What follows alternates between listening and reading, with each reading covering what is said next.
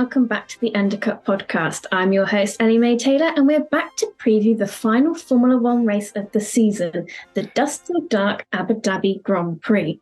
Joining me as ever are the cheese to my pickle and the butter to my bread, which is interesting you chose those because I'm lactose intolerant, Desi Billington and Thiemo Albers Daly. How are you both? I'm doing all right. Responsible for that. Well, it was better than Laurel and Hardy to, was it Victoria? Victoria Wood. Yeah, but they never performed together. They weren't like a pairing or like a combination of trio. No, but I was What it more was going off of Laurel and Hardy, and Victoria Wood was just better. Yeah, it didn't stand I'm good right. anyway. How are you? I'm good, thank you. But we do have a guest joining us this week, so we will try and be on our best behaviour. She is a deputy editor-in-chief at Formula Nerds, Abby Bathurst. How are you? I'm very well, thank you. I'm excited to be here with you guys. And just watch us squabble. But anyway. It's always when we have guests on that we squabble. Usually we're on our absolute best behaviour and there's no one here to see it and very few people to listen to it. But as soon as there's a guest on it, it descends into bickering. Yeah, but we'll move on now to what the hell has happened, where we review what news has come out of in the world of motorsport in the past week or so, and we'll open it up with the rumour that Matteo Binotto apparently is a key target for Audi in F1. Audi are reportedly behind him when it comes to the engine development for 2026, and they are in need of some top personnel in their engine department. Of course, a lot of us know Binotto as the former team principal at Ferrari, but before this, he had been firmly situated within Ferrari's engine department since 1995 and was part of Ferrari's success in the early 2000s before becoming the head of the engine department in 2013 and then the chief technical officer in 2016. Ferrari apparently placed Binotto on gardening leave following his resignation last year, ruling him out of joining any Formula One teams this season. With the expertise that he has, would putting him back into the role that he's comfortable to him within the engine side of things be beneficial to a Formula One team coming in, or do you think his time as team principal has slightly tarnished his reputation? I think this makes a hell of a lot of sense. If you're going to bring back Binotto, who, let's face it, was very good when it came to making Ferrari engines back in the day, you're going to want to put him back in the field that was his. And I know when he was bumped up to sort of team leader and team manager, a lot of people said he was going to be out of his comfort zone. And sure enough, he was. Even as CTO, he seemed a little sort of pushed beyond his remit, designing sort of the entire car or overseeing the construction of the entire car. It didn't fall within his purview. It wasn't something that fell within his wheelhouse, his skill set. There was something that just wasn't clicking. But when he was doing just engines, he was fantastic and always on the ball. Equally, Audi needs someone to step in. At the moment, or the last I heard from Audi, was that they had a single-cylinder development prototype in the works. Bear in mind that Ford and Red Bull have just signed off on a fully functioning prototype engine, like full-bore V6, with all the mod cons lashed onto it. It looks like Audi are behind and could really do with someone to come along, G up the project, and give them a bit of a guiding hand. We're sticking with 1.6 V6s, it seems to be, or at least something that's a similar size package with the new 2026 regulations. So obviously Binotto knows how to build those, or has at least seen them in practice since we reached the turbo hybrid era. So this isn't going to be something he's unfamiliar with when he comes to Audi equally. And yeah, it sounds like a smart enough move, and equally taking a bit of pressure off his shoulders as team principal gives him that scope to revel in sort of engine engineering. Wasn't he as well, when he was team principal, chief technical officer at the same time at Ferrari? So perhaps he just had too much on his hands to actually really do a good enough job. There were a few times, I believe, where his roles did overlap, and I want to hazard a guess that possibly you can see there being a downturn in Ferrari's performance when they stretched personnel too thin or pushed them beyond their standard sort of archetype. And I think that's where things started to unravel a bit for Ferrari and left them in what's been quite a long spiral for them to dig themselves out of. And yeah, I think you've got to look at, this is possibly me thinking off the top of my head, but if you think about how long it took Ferrari to start digging themselves out of the hole that they fell into, add that onto Mercedes' woes. While they say they've got a great chassis and a great aerodynamic setup moving forwards for next year, that's a 2-year turnaround. That's a long old time. And you've got to bear in mind how long McLaren have been in the doldrums, or how long Williams have been in the doldrums. In F1, it's not like a 3-year cycle that you can just pull yourself out of. You're in, and you're in for a long old time until you make some big changes. And yeah, this is going to be an interesting sort of toe in the water, the canary in the mine shaft, if you will, to see whether or not Binotto still got it, and equally long run for other teams, how quickly things can be turned around if you have had a slump. I have to agree. I think it is a smart move, like you say, Jesse. When he was at Ferrari as an engineer, he excelled there. And I think moving into the team principal position, it's Ferrari, like the history of that team in Formula One or in motorsport in general, it comes with a lot of pressure. And certainly with how they've performed over the past few years, it hasn't been championship winning as of late. As we know, Mercedes were dominant throughout the hybrid era, and 2022 wasn't great for Ferrari. So that team, they're known for making necessary decisions when they need to, getting rid of team principals when it is necessary. And they did that with Binotto. But moving to Audi, I think it is a smart move. We could see him get back to what he used to be, how he used to be, being the engineer at Audi. And it could really help them in their F1 entry. And I'm excited to see what Audi can bring to the grid, to Formula One, when they join, especially with minds like Binotto as part of their team. It's an interesting development. We'll see if it's the right step forward for them as they sort of move into partner with Sauber and create a newly engineered team for the future. But speaking of newly engineered things for the future, this is more of an entirely new race series for the future. And Formula G, it's rather snuck up on us. It sort of just was announced one day by Nick Heidfeld, and that was that. It was a new series that's just completely apparated and is apparently going to launch in 2024. And this isn't to be confused with the Gymkhana series Formula G. This Formula G is being led, as I've said, by Nick Heidfeld in a bid to provide a green accessible feeder series. Details are a little scant at the moment. I've done some digging around on their website and I need to try and get in touch with their press team to try and find out a bit more. There's no word on chassis providers, where the powertrains are coming up from, or anything along those lines. But what we do know is how they've self-described, which is as the first global all-electric dual-power open-wheel motorsport series. The dual power refers to the cars having two settable power settings. So in the same way that we know with the F1 cars, you can essentially tweak them to like a party mode. What they've done is adapt that concept and apply it to electric cars, where you can simply have two power outputs from one setup. And this means that you end up with FG1, which will see the cars crack 180 miles an hour at the top end. No word on the kilowatt hours or the wattage or the sort of torque that provides. And FG2, which will crest at about 150 miles an hour is what they've released so far. Again, no really detailed stats on the electrical performance from this, just simply the big glossy top speed numbers that the cars will achieve. This essentially means that they can run two tiers of feeder series, as it were, as the cars get progressively faster across a weekend.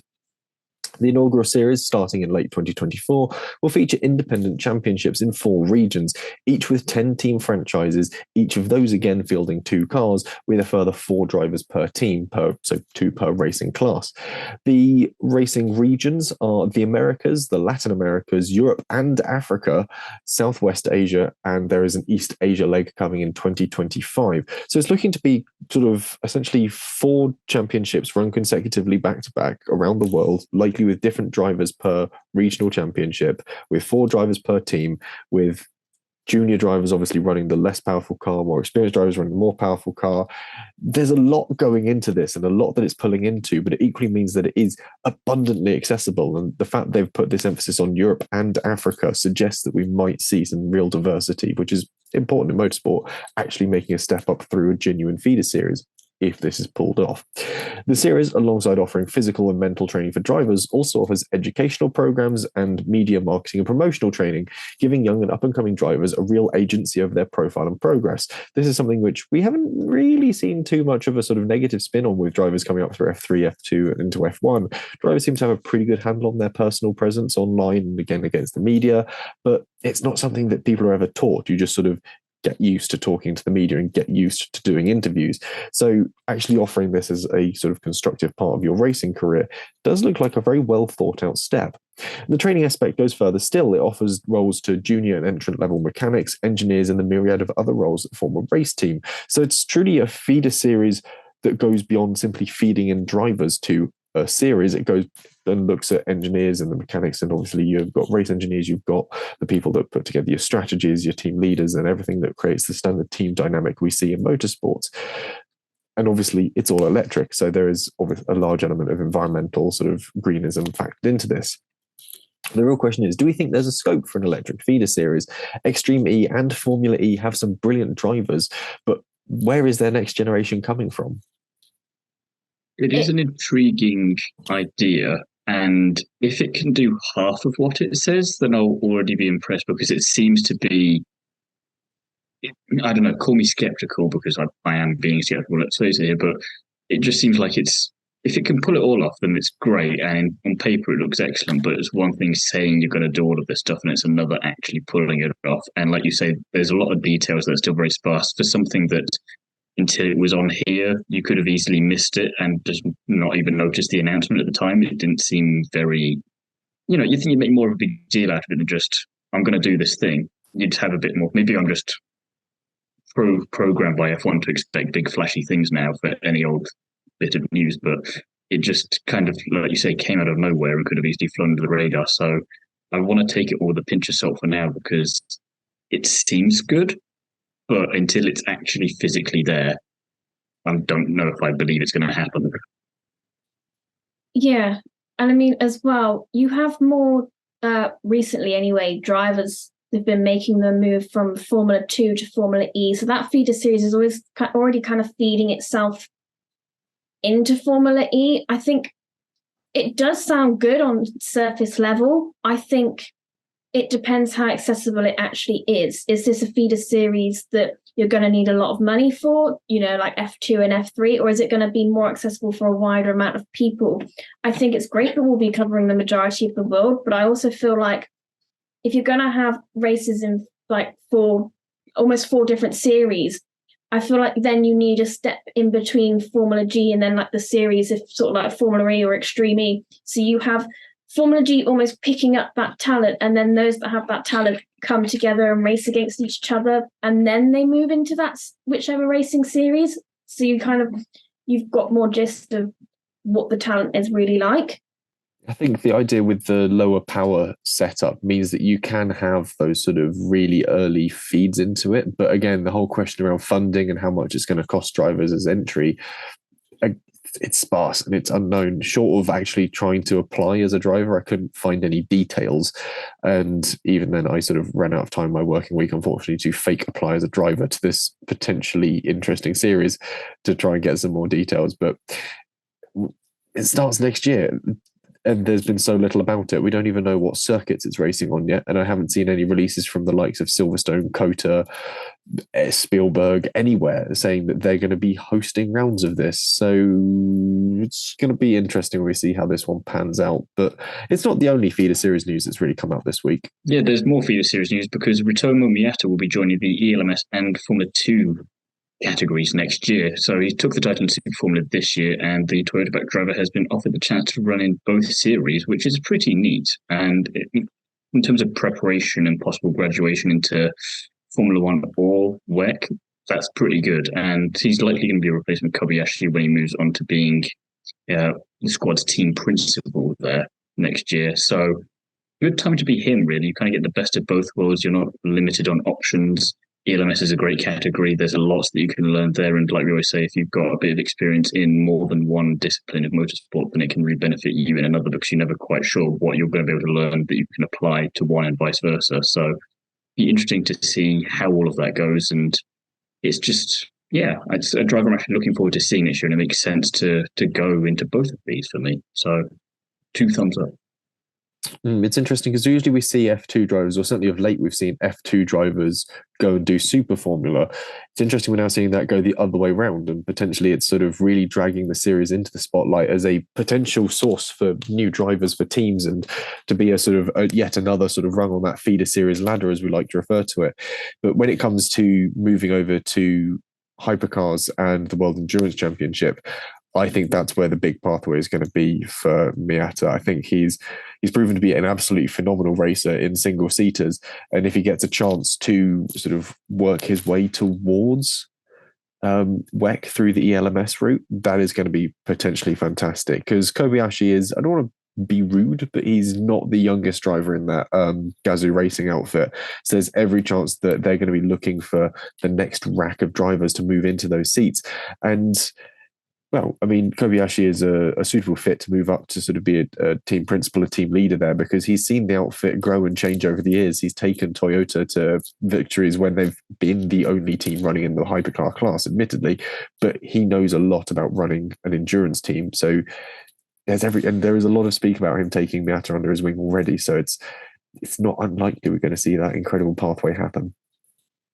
And as a kind of mentor role goes, he's a pretty good one to have for that, because even though he may not have been as successful in some categories as he would have liked and as we would have liked, you do find that still makes for a good mentor, and you can be like, well, just don't do what I did, basically, and do some of the bits that I did, but don't do a lot of it, and that will help you in both categories, like you say, because he's had dual experiences in endurance and single-seater stuff, so I quite like that combination, and I don't know, I'm thinking of this with my documentary head on as well, where that could be in 10, 20 years' time. That could be quite fun to look back on. Yeah, I think with the right context, Kobayashi did have a relatively decent F1 career. I just think it was sort of waylaid by a few other things happening around him in the sport at the time, but he was by no means a terrible driver.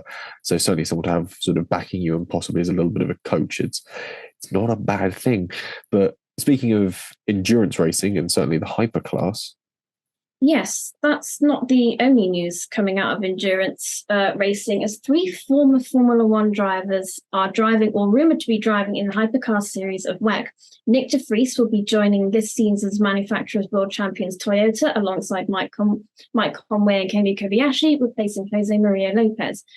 Mick Schumacher will be joining Alpine, whilst also being retained as Mercedes as their reserve driver. And off the back of his LMP2 class win this year, it is rumoured that if a third Ferrari car is run next year, Robert Kubica will be one of their drivers. It's a really interesting mix. There's not much to be said about Nick de Vries joining Toyota's outfit. He'll be in the number 7 car. I think that's pretty cut and dry. Very much the same with Mick Schumacher, actually. He joins Nicolas Lapierre, Ferdinand Habsburg, who genuinely of that Habsburg line, Paul-Loup Chatin, Mathieu, I think it's Vaxivière, and Charles Milesi. Apologies for absolutely mangling some pronunciations there. And he'll be piloting what we can assume will be a brace of Alpine A424 betas in the season next year. We've seen the cars out testing. They've not long had that car set up and running, but we've seen it out on track and it looks to be a relatively fine thing. I've seen more of it recently than I have Lamborghini's car, which reportedly has Romain Grosjean attached to it, but we'll see how it pans out for the French outfit. And equally, like you said, he is sticking on with Mercedes as their reserve driver, which to a certain extent suggests they don't have the confidence in Vesti to promote him up to sort of full reserve driver role yet, especially given there are possibly going to be weekends where WEC and F1 clash. So I'm wondering who else they might be able to call on. True, actually. They're gonna have to have another person for those times when none of their reserve drivers are gonna be there, or just hope for the best, I guess. We poach Sebastian Vettel. Maybe. Just for a one-off and just strategically it be Japan like he wanted it to be, and then we just make that dream happen. I think also going back to Nick de Vries, it's interesting that he'll be in the number 7 Toyota, which came second in the championship. How he's already got quite a successful seat. I haven't looked it up, but I don't recall Nick de Vries having an endurance background. Good question. I was just having a look up to see where Fred Vesti sits in F2 at this year, and I think he stands at a chance of being his score 35 points, which would just be enough actually to edge out Théo Pourchaire if he were to try and win the championship, which would give him the super license points needed to become Mercedes reserve driver. When it comes to Nick de Vries, though, has he done endurance racing before? I get the feeling he might have done, but I could be completely wrong. To Formula E. He's done LMP2 once before, I think. So not exactly a great run there. Yeah, he's done it a couple of times over. Let's see. GP3.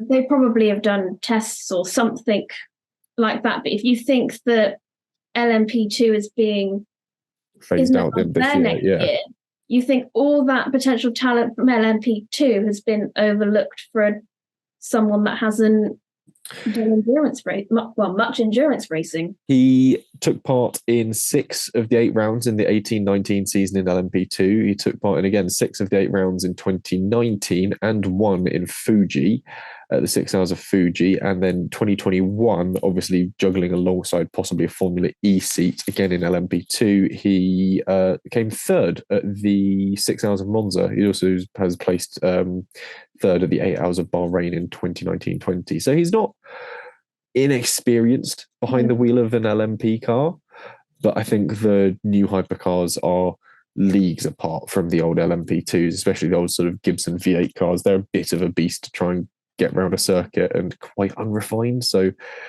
we'll see how it pans out. He's also done European Le Mans series as well, so he's dabbled with endurance racing and that style of vehicle. But yeah, it's an interesting move from Toyota, but I think it might play out for them. Realise he had that much background. I think for me, it's interesting that, or it's good to see, like you say, you've just read out his background there, and he does have some endurance, but it's good to see that being removed from AlphaTauri, shall we say, hasn't knocked his confidence, and he is back racing, because for me, he left F1 earlier than he should have. I think they should have given him until the summer break, like they said they would have, not giving him the axe beforehand. But it'll be interesting to see how he does perform with Toyota in that number 7 car as well. And with Mick, I'm glad he's still with Mercedes and that he'll get time in a race seat in the hypercar team next year. He will be racing again. But it is a very good point about Mercedes reserve, because they have Vesti, but they haven't announced him yet. And then they do have Kimi Antonelli, but he's just making the jump to Formula 2, missing out Formula 3. So he is still quite a few years off a reserve driver seat, I think. So it is interesting who they will choose. Yeah, bear in mind though that Mick Schumacher, or the Schumacher name, certainly in endurance racing and its top flight, is no new thing. Of course, if you wind back the clock to, I want to say, the early 90s, we had Michael Schumacher racing for Mercedes in their absolute monsters of cars. I can't remember what they were called. I think they're like the C12s, weren't they? Yeah, in the Group C classes. So it's all changed and it's all interesting stuff with some fantastic historical pieces tied in. But we'll loop back to some feeder series stuff, and this time with Red Bull, and actually 2 drivers who are tied with, or rather no longer tied with, Red Bull. First up is Jack Crawford, Jackie Moon, who has parted ways with Red Bull. And a quote I got from him was, "We wanted to make key decisions and we let them know mid-year. And after that, they didn't pick up my 5th and final year on the contract. So at least we are now in control of what happens next." So it seems very much like a driver-driven thing. He was looking at alternative options and wanted to make some moves of his own, which begs the question, Jack Crawford, American driver, do we think we're going to see him make a move towards IndyCar, perhaps moving away from the Formula One tree? We've seen it before. Wouldn't be surprised if we see it again. And I'm kind of there for it, because he's done all right in F2, and the drivers that kind of did all right in F2 did then go to IndyCar and are doing pretty decently there so far. So I think it would be a good move. Yeah, it's kind of my very...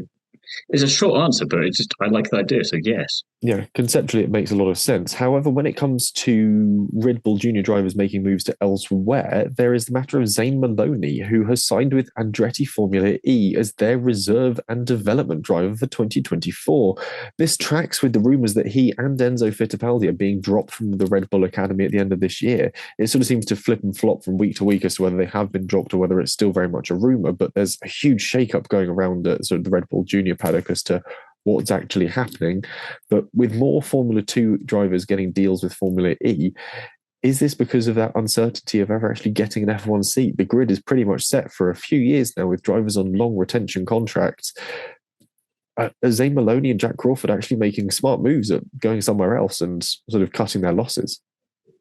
In short, yes. Obviously, with Maloney, it comes after he tested with the team in Berlin, Rome, and Valencia throughout the year. So Andretti have obviously seen something they like in him. And, you know, if he has been... Is he definitely dropped from Red Bull, or is it rumoured? It's, from what I've read, every place seems to sort of have it differently as to whether he and Enzo have been dropped or haven't been dropped. And the most recent thing I read said they hadn't been dropped, but they are on the chopping block, so to speak. So we'll wait and see what happens. Yeah, he's probably then broadening his horizons probably now for 2025 in case he doesn't have that opportunity to reach Formula One. He's now sort of embedded in the Andretti family in Formula 2. And Andretti... Also, that Andretti family for Formula One, maybe, depending on where that goes. So he might be doing quite a smart thing there. Like, I'll be with Formula E. You can put me there for as long as you want, but also just don't forget about me when you get into Formula One and you need that younger driver if you want to have that paired with an experienced driver. Or IndyCar, or Extreme E. Yeah, he's played a very open... Andretti is pretty good like that. They have a bit of everything. Yeah, and I think, like you say, like this year, we've seen Hauger, he's departed from the Red Bull Junior Academy. Deruvela has parted from them in the past. And Deruvela has now said, he posted on his social media that this year will be his last in Formula 2 because he is going to go and focus on Formula E. So we do see a lot of F2 drivers moving on to Formula E or IndyCar, like Marcus Armstrong from last year. And they are doing well. So for Crawford, I think IndyCar is definitely the natural next step. Like you said, Jesse, the F1 grid, it is locked in at the moment. It's only Sargent that needs confirming for 2024. So the spaces are limited and it is difficult to get into. But if they can continue racing, get experience in other series like Formula E or IndyCar, it will be good for them in the end. And Maloney with Andretti, like you say, Andretti have a bit in lots of different championships and they are making a bid for F1. So if they do manage to get approved by F1 and FOM, we could see Maloney on the grid in the future. I mean, when it comes to IndyCar, you've only got to look at the likes of, like you said, Callum Ilott as well as another great example of drivers that have sort of made the move from Formula 2 into IndyCar and gone, you know what, it's a hell of a lot of fun. The cars are a lot more dynamic to wheel around and they don't seem to be doing too badly sort of outside of the racing with it either. Life seems to be pretty cushy if you're living out in Nashville on an IndyCar driver's paycheck. So can't blame them for making that move. But when it comes to junior drivers making moves, Paul Aron will be joining Trident for the final round of the F2 Championship this weekend. He'll be replacing personal favourite Clement Novalak in Abu Dhabi. This hints at him stepping up to the F2 next season, which is fair. After a decent year in Formula 3, he's come third overall and was locked in a tight season-long battle with O'Sullivan, Marty and Colapinto. Equally, is this the end of the road for Clem? Will he have to turn to podcasting full-time now? I don't think he's released an official statement on it just yet, but we'll see what time tells for everyone's favourite foodie and wine connoisseur who just so happens to have a podcast maybe tangentially related to racing. And Colapinto, who we've mentioned before actually, is taking over from Jehan Deruvela for the weekend and will be taking over from into 2024. It, to that point, had only really been announced that he was running in Abu Dhabi, and they didn't even announce who for yet. I think they were waiting to make sure that Jehan was sort of set up and ready to go in Formula E, and he's made his start over there in the electric series. So I think it's nice they've at least given him time to have his transition, have his moment in the sun, and then sort of announce Colapinto afterwards. They've not sort of trodden on toes there, which is nice to see in the often cut and thrust world of Formula 2. Both driver announcements show, again, why Formula 2 in Abu Dhabi is always doubly exciting, because normally you have a title battle that's coming down to the end of the year. Most of the time, okay, some obvious examples of not having that, but again, you get to see that happening. And then Paul Aron and Colapinto, like you say, we've had some interesting stuff from them this year already. So seeing them at least get that first chance in an F2 car ahead of next year, whilst there's a massive gap between now and the start of next year, you always like to see that and how they're going to get along there. Not very surprised that Novalak's got on the boot for someone who's probably going to do better than him, even in the car that is not necessarily the best one on the grid. But if we put it purely on race pace and performance, maybe he should focus on not racing. If he does want someone to come and guest on his podcast in a nice restaurant, my calendar's wide open if you're listening, Clem. But we've mentioned, obviously, the young drivers that are heading over to Abu Dhabi, and it is new drivers in FP1 galore this weekend. Yeah, you're kind of just drowning in them, really. Everywhere you look, there's something going on. I mean, Jake Dennis somewhat randomly, has managed to get a drive for Red Bull. So is Isaac Hanchard. Driver. Yeah, I know, but it just seemed like you're so used to seeing F2 drivers getting that kind of seat time that Jake Dennis is national. Like, you're happy, but you're like, it seemed just slightly left field. So they're both going to be driving for Red Bull. Go on, Ellie-May. I think it's because he's their sim development driver. So at some point they need to see how well the sim correlates to the car. Yeah. Well, it makes sense. It's just I think the initial seeing the name announced for it, like, hang on a minute, what's going on here? But bear in mind that Alonso did the young driver test last year. Like this shouldn't Yes, but he's very youthful. Yes. He makes Jack TikToks, Doohan's going to be driving for Alpine anyway. Felipe Drogovic is going to be there for Aston Martin. Zach O'Sullivan for Williams. Pato Ward back in McLaren. Fred Vesti, as mentioned, is going to be back in Mercedes. Maybe then we'll get to see what they do with him for next year. Thiemo Chair for Alfa Romeo, and then Ollie Behrman for Haas, which he'll be doing double duty as he's also going to be racing in F2. Pietro Fittipaldi will also be running the 2024 prototype tyre for the team in the post-season test, but he isn't running FP1, but it's just worth mentioning whilst we're there. So with all of those names listed, and some new, some not so new, which driver are you all looking forward to seeing most in FP1? Admittedly, I'm not sure what we're going to be expecting from them. It's kind of, you're expecting them on page 2 of the timing sheets realistically, but at the same time, you never know. And it's just a bit of fun with FP1 because random stuff can happen. I'm not sure how much some of the teams will necessarily mind either. So for me, it's either going to be Hadjar or Behrman. Bear in mind that Behrman absolutely trounced a lot of the field in Mexico when he was out in that Haas, and it was a phenomenal drive. And Hadjar didn't have too bad a time of things. I think he was out in an Alpha Tauri in Mexico. So it's interesting he's now got the step up to the big boy car. And the approach he had for Mexico was, hell, we'll see what happens, and gave it his all. If he does that with the Red Bull... kind of the approach you have to take if when you're given that opportunity, though.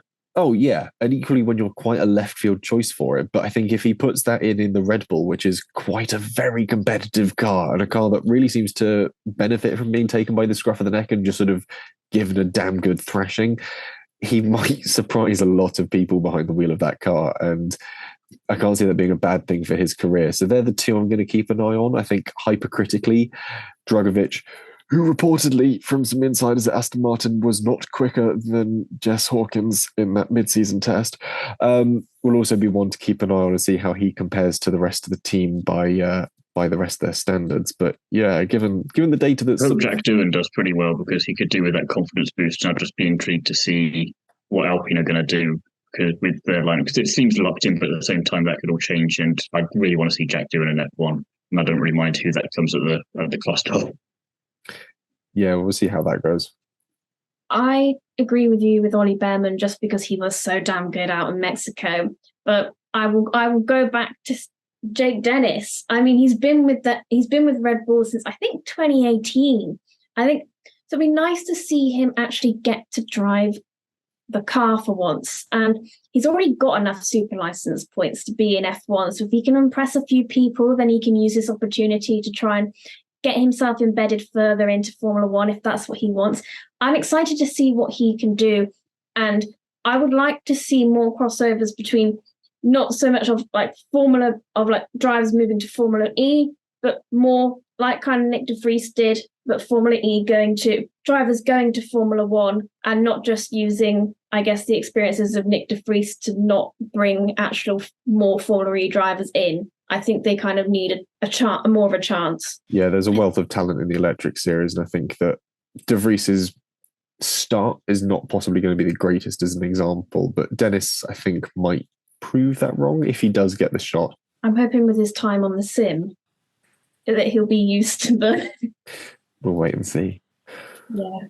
Braking's quite different in a Formula E car to a Formula One car. So I think it's like it's a good spread of different drivers. They all have different experiences throughout their racing career. And like Zach O'Sullivan, he's Formula 3 this year. He's moving up to F2 next year. And now he's doing an FP1 session this coming weekend.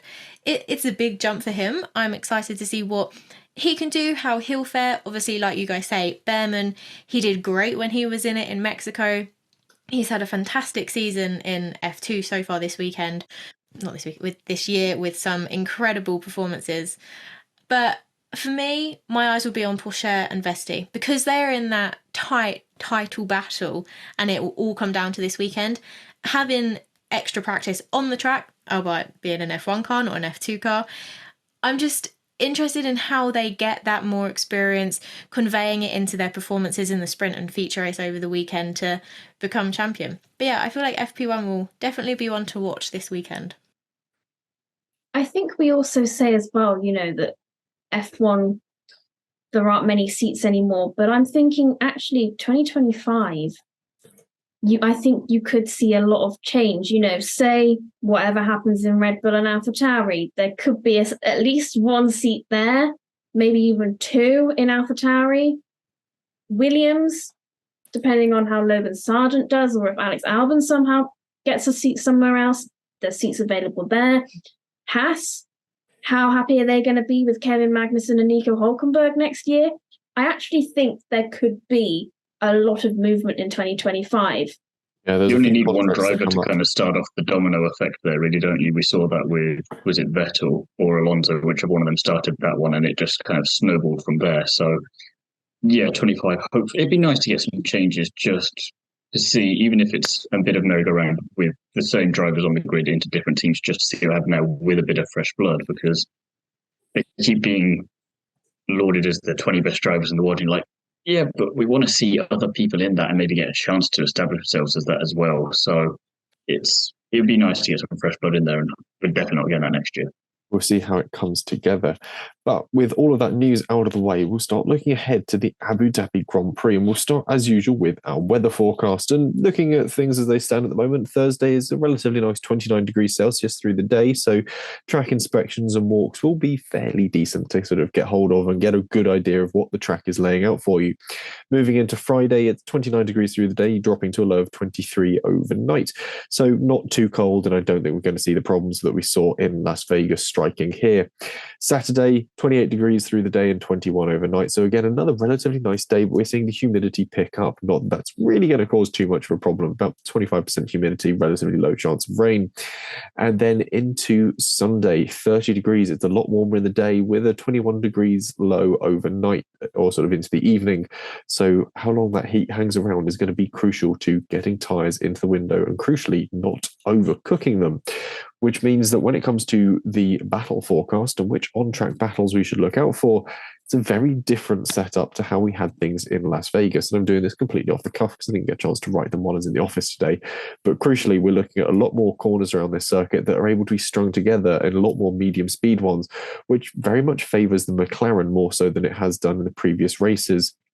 So we could see Norris and Piastri back on form to a certain extent. This is going to hinder Ferrari a little bit. We're back into the warmer conditions, and I think that's also going to play out badly for the likes of Haas, Alfa Romeo, and possibly Williams, the other teams that really struggle when it comes to moderating tyre temperatures. Mercedes could come back to the fore here because they won't be looking to try and sort of struggling to generate tyre heat, and they can manage their tyres well, possibly favouring a one-stop strategy. Although if the racing action is intense, a two-stop might become quite favourable. Red Bull are likely to sort of run away with things at the lead of the circuit, and as for the likes of AlphaTauri and Alpine, where they slot into the rest of that mix, is anyone's game. Aston Martin will be looking to finish the season on a high, though, and we're back to the sort of circuit that very much seems to favour their chassis, but given the development war that's gone on through the year, it's tricky to tell. So, with that in mind, we'll take a look at some predictions, and as it stands, or as it's what's written in front of me, it's currently 2-1 Max Verstappen against Charles Leclerc. Ellie-May, you have yet to announce yours. Yeah, I haven't decided what I'm going to put, so I'm just going to go with the flow. I'm going to say Leclerc. Ooh. Siding with me on the Leclerc front. I don't think there's any real need to ask why people have picked Max Verstappen, but I think on a one-lap pace, he'll convert either pole position into a win anyway, even if it's his or Charles, so it won't matter. He's just as likely to turn that into a win. But when it comes to podiums, well, Abby and Thiemo, you share your top two, and then it swaps around a bit for P3. Thiemo's obviously sticking with his rule of simply going from the podium for the previous race, which hasn't yet proven to be consecutive. But your P3... It's not been a disaster either, though, to be fair. True, usually mainly because of Max. Yeah, mainly because of Max. But the real question is, Abby, why Sainz in P3? Because I think, yes, Perez could get on the podium, but comparing him to Sainz, his qualifying performance has not been there this season. We have seen him fail to get into Q3 a lot of the time. And for me, I feel like Ferrari are the closest team to Red Bull at the moment. And Sainz is the only non-Red Bull driver to have won this season. And last week, if he didn't have any issues in Vegas, I think he could have done well and gotten on the podium as well and beaten Perez. So I feel like Ferrari, whilst it's not a track that will necessarily suit their car, I feel like they still stand a good chance. So Verstappen, Leclerc and Sainz on the podium for me. That's pretty Rare to simple. see this Ferrari optimism at this day and age, but we've got to love it when we get it. Usually that's my department, but I've completely eschewed that with my podium, where I seem to have just done a lot of PCP, hit my head very hard, and then gone Norris, Ocon, Tsunoda. Don't know why, but I think I'd quite like to see it at this point. It's because you're not winning the predictions game, so you're like, sod it, let's just go crazy. I think this was the other thing. It was like, I might as well go big or go home. It's the final race of the season. There's no harm it's going to happen here, and I have no chance of catching either of you two. Ellie-May, who have you got on your podium? Yeah, see, that's what I'm thinking, in that I don't think Thiemo can catch me. You definitely can't. So I'm going to go for a Leclerc win. I want to go Norris second and Piastri third. It's not that wild, but it's just what my brain is telling me. I could settle for that. I think it'd be an interesting podium. No Red Bulls on it, which I think is crucially the interesting thing with that one. Fastest laps, it's a double Hamilton versus single Sainz. Both Abby and I have gone for Hamilton. Thiemo sticking with Carlos Sainz till it happens. Very much running out of opportunities for that to happen now, Thiemo. Yeah, if it doesn't happen this weekend, then 2024, oh, there's going to be a long year. Yeah, still picking up with Sainz, hoping that it's going to happen, especially if Mercedes get back on form. Hamilton, I'm not entirely certain what drove me to pick Hamilton. Again, I think I must have just hit my head very hard when I picked these. Abby, what caused you to choose him? It was just a gut feeling. I don't really have a reason why I chose him, but I just felt like he could get it. Fair enough. Ellie-May? Think of a driver. Got 20 to pick from. Sergio Perez. Might happen, actually. So her sheet to the wind idea might actually come true. When it comes to wild predictions, this is usually a great chance for people to go a bit against the grain with what they've picked before, in which case Thiemo's gone for a Mercedes 1-2. Abby, you've gone for Hamilton for the win, and I very much echoed Ellie-May's podium, but gone a step further and said neither Red Bull in the top 10. So wouldn't that be nice? I think it's an interesting bunch across the field, but Ellie-May, what's your wild prediction going to be? And so choose carefully, Ellie-May. We could all be right here. Multiple drivers at some point in the weekend end up in the marina. That feels very plain because they throw people in the marina all the time at the end. Hang on, does that include the car? Oh, fine, we'll go with the car as well then. Toto Wolff chucks the Mercedes into the marina. Probably sort of Hulk rages out, picks it up above his head and just yeets that thing into the water. It's like, be gone, foul beast. Exactly. For the second year in a row, where we promised we wouldn't do that again last year. He hates it so much. I'm going to keep it as multiple drivers end up in the marina, as it's going to have to be a fairly phenomenal shunt for someone to end up with a car in the marina. But that's Ellie-May's problem. I don't know why I'm giving her a chance at the point. She doesn't need it. She's way ahead of you and a good nautical mile ahead of me. So we'll change it to Toto Wolff throws the W. What is it at this point? 13, 14 into. Toto Wolff throws the current car into the marina. Right. I think that's a point we know you're not getting. And a perfect. I love it if he just gets, like the little replicas and just. I say little Hot Wheels or something. Yeah. Like skimming Hot Wheels across the marina at Abu Dhabi. And I'm like, it counts. Yeah, fine. If it's a scale now model, I really want that to happen. Yeah, I think it'd be quite funny. Anyway, it brings us to a perfect point to wrap up this week's podcast on, as it gets a bit weird. That's all we've got time for as well, and we'll be back reviewing the Abu Dhabi Grand Prix and the feeder series action from across the weekend. So make sure you've liked, subscribed, and got notifications turned on to not miss anything. Thiemo, where can the people find you? You can find me over on Is It Fast, On the Curbs, the Nitro RX podcast, Paddock Strategy, and of course, Instagram. Beautiful. Abby, where can the people find you? You can find me at formulanerds.com, the Cut to the Race podcast, and on Instagram as well. Fantastic. Ellie-May, if people want more of you, where can they find you?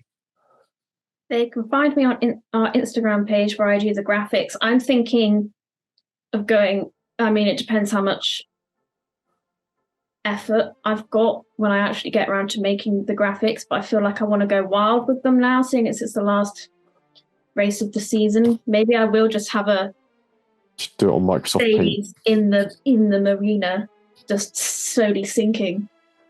Or you can find me on TikTok. Fantastic. And if you'd like more of me, you can find me on Instagram, Twitter, and TikTok as @JesseOnCars, and writing for Classic Car Weekly. The latest issue sees me take my MG Midget over one of Britain's steepest roads.